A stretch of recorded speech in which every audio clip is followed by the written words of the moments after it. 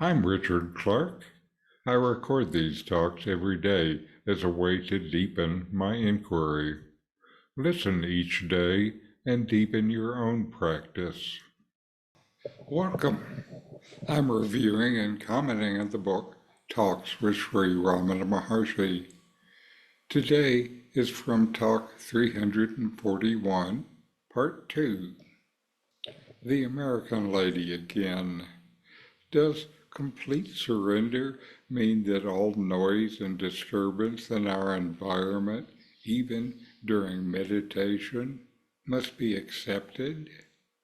Or should we seek a cave in a mountain for solitude? Did not Bhagavan do this? Maharshi, there is no going or returning. The self is said to be unaffected by the elements, infinite, eternal. It cannot move.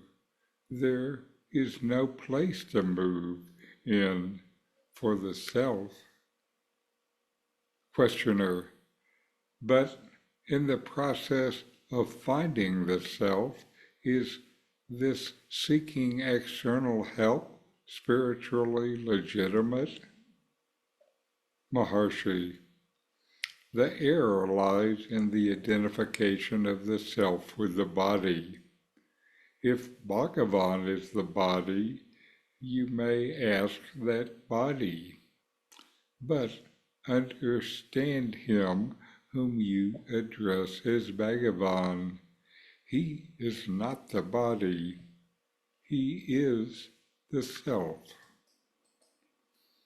Then she referred to an article in Harijan where it is said that everything is God and nothing belongs to the individual, and so on. Maharshi, everything, the individual, God, and all, are only the self. In this dialogue, the American Lady raises questions regarding spiritual practice, whether complete surrender entails accepting all external disturbances, including during meditation, and whether seeking solitude in a cave like Bhagavan did is necessary for spiritual progress. To the first question, Ramana Maharshi responds by saying that the nature of the self is unaffected by external conditions. He explains that the self is infinite and eternal, and not confined by physical limits. Therefore, meditation and surrender do not depend upon controlling external circumstances, but rather on knowing and realizing the unchanging nature of the self within. Knowing the self that you are. He directs her focus inward. Regarding the idea of seeking solitude in a cave, Ramana says that the self is not a physical entity that moves from place to place and can relocate. The true self is everywhere and changeless, so it's not affected by physical location. What within you is changeless and does not move. The conversation then shifts to whether seeking external spiritual guidance is a worthwhile thing for a seeker to do.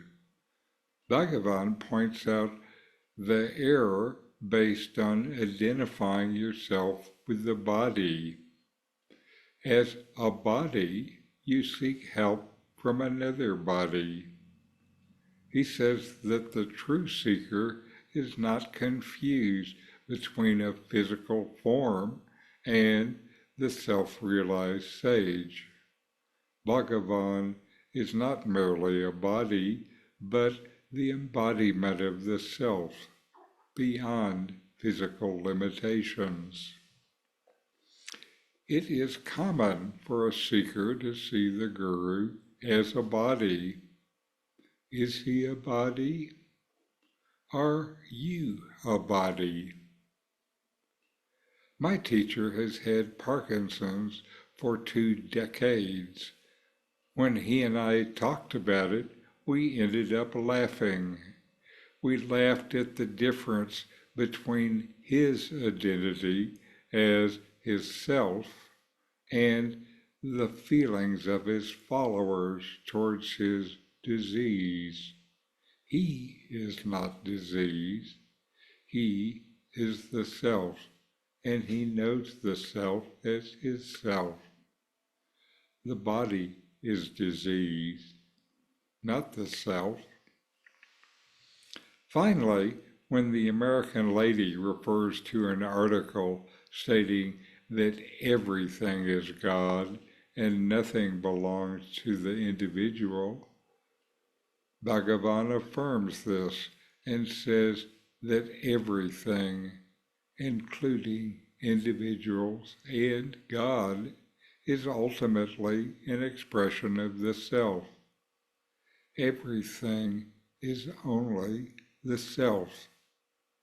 This echoes the principle of Advaita Vedanta, where all distinctions dissolve into the underlying unity of the self.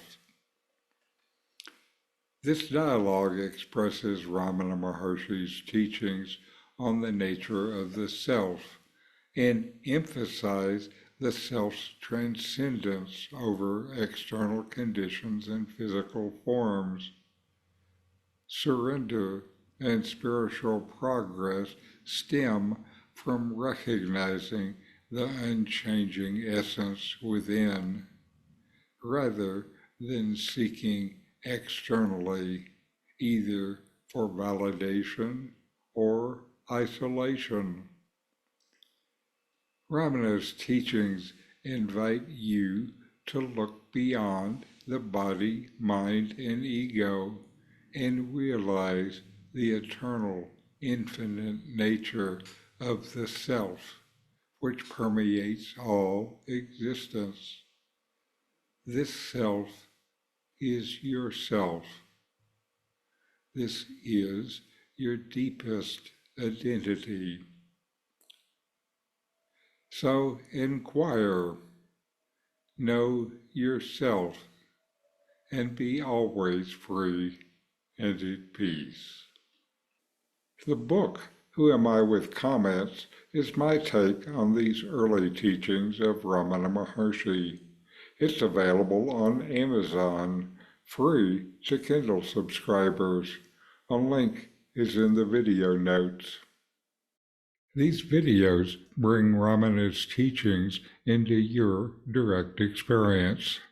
Click subscribe to see more. Click thumbs up to like, and send questions and start a dialogue with a comment.